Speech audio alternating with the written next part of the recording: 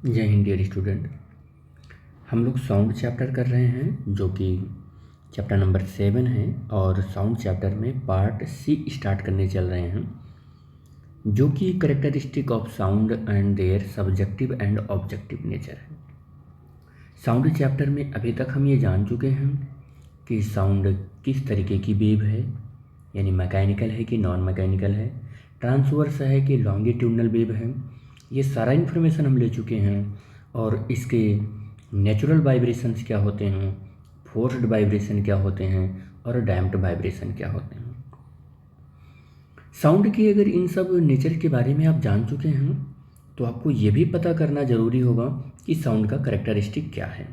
तो बेसिकली जो पार्ट सी है इसमें हम यही जानने की कोशिश करेंगे कि साउंड का करेक्टरिस्टिक क्या है और उसका सब्जेक्टिव नेचर क्या होता है और ऑब्जेक्टिव नेचर क्या होता है।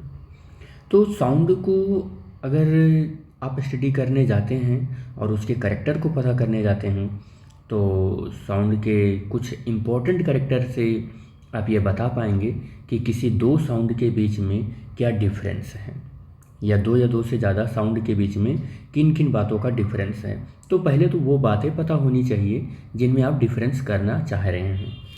तो अगर हम क्या करते हैं कि दो साउंड लेते हैं, मान लो कि दो साउंड है अपने पास, टू साउंड हैं अपने पास, और इन दो साउंड में हम क्या करना चाहते हैं, डिस्टिंग्विश करना चाहते हैं। डिस्टिंग्विश मतलब होता है कि उनमें डिफरेंस करना चाहते हैं।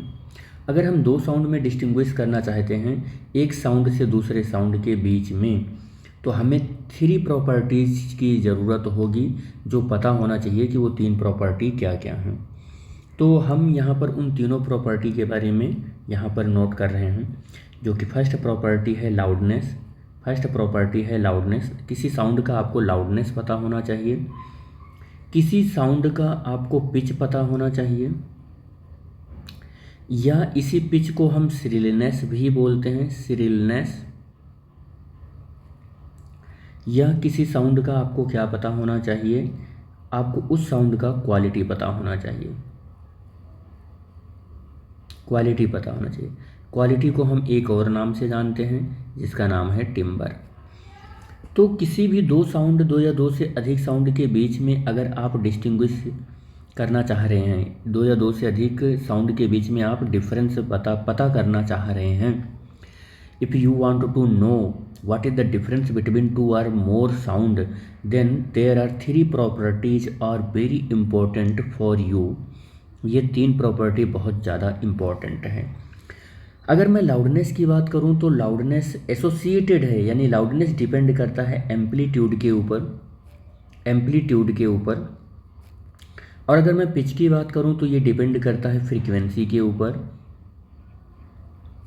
और क्वालिटी की बात करूं तो ये डिपेंड करता है वेव फॉर्म के ऊपर, वेव फॉर्म के ऊपर।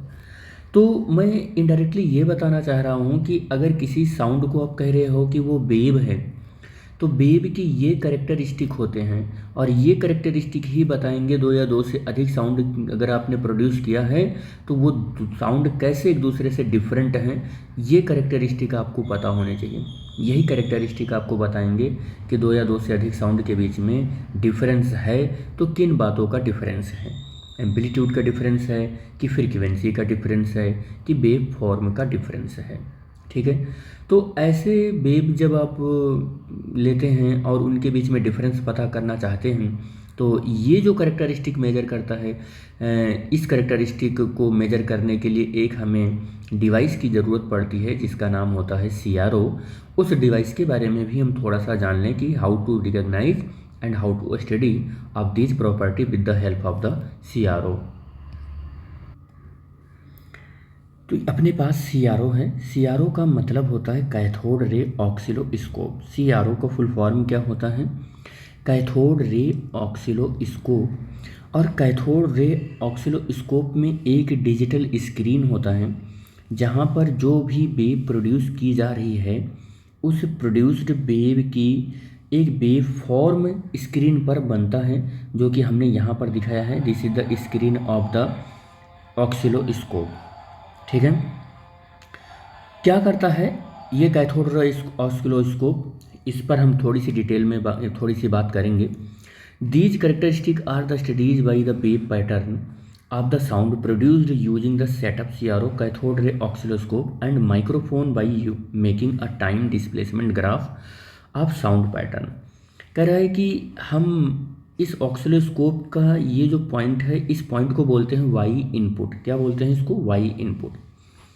वाई इनपुट से इस माइक को कनेक्ट करने से पहले हम जिस किसी भी साउंड की स्टडी करने जा रहे हैं, जिसका वेव पैटर्न पता करने जा रहे हैं, उस साउंड वेव को प्रोड्यूस कर लेते हैं। मान लो अपने पास कोई एक ट्यूनिंग फॉर्क है और इस ट्यूनिंग फॉर्क की हमें प्रोड्यूस करने वाली साउंड को स्टडी करना है, तो हम क्या करेंगे कि वाई इनपुट से इस माइक्रोफोन को कनेक्ट होने से पहले हम इस से साउंड प्रोड्यूस कर लेंगे, इससे साउंड प्रोड्यूस कर लेंगे। और जब ये साउंड प्रोड्यूस कर रहा हो, ये हमारा साउंड प्रोड्यूस कर रहा हो, तो तुरंत हम इस माइक्रोफोन को सीआरओ से कनेक्ट कर देंगे। और अब हमारा जब सीआरओ से माइक्रोफोन कनेक्ट हो गया वाई इनपुट के साथ, तो ये जो प्रोड्यूस कर रहा है साउंड, इस साउंड का एक वेव पैटर्न यहाँ पर बन जाएगा। और ये जो वेव पैटर्न बनाएगा, ये किसके साथ बनाएगा? Microphone by the making the time displacement graph बनाएगा।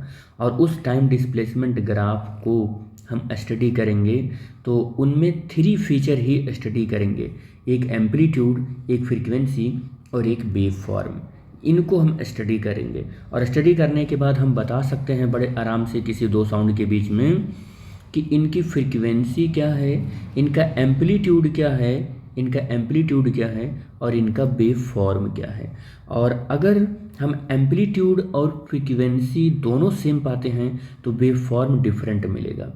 या हम ऐसा कह सकते हैं कि ये फ्रीक्वेंसी या वेव फॉर्म हमारा सेम होगा तो एम्पलीट्यूड डिफरेंट हो सकता है, या एम्पलीट्यूड या वेव फॉर्म सेम होगा तो हमारी फ्रीक्वेंसी डिफरेंट हो सकती है। इनडायरेक्टली मैं ये कहना चाह रहा हूँ कि किसी भी 2 साउंड के लिए तीनों करेक्टरिस्टिक सेम नहीं हो सकते हैं। अगर कोई 2 करेक्टरिस्टिक सेम हो गया तो एक ज़रूर डिफरेंट होगा, या कोई भी एक किसी के लिए सेम हो गया तो अलग 2 जितने भी करेक्टरिस्टिक हैं वो डिफरेंट ज़रूर होंगे। यानी कि किसी भी 2 अलग अलग साउंड के लिए तीनों करेक्टरिस्टिक ये सेम नहीं हो सकते हैं, और यही डिस्टिंग्विश बिटवीन द 2 साउंड बताएगा, यानी कि 2 साउंड के बीच में यही डिफरेंस बताएगा। यानी कि सीआरओ की हेल्प से हम जो भी वेव पैटर्न ड्रॉ करने वाले हैं वो वेव पैटर्न बताएंगे कि 2 या 2 से अधिक साउंड के बीच में हम कैसे डिफरेंस बताएं।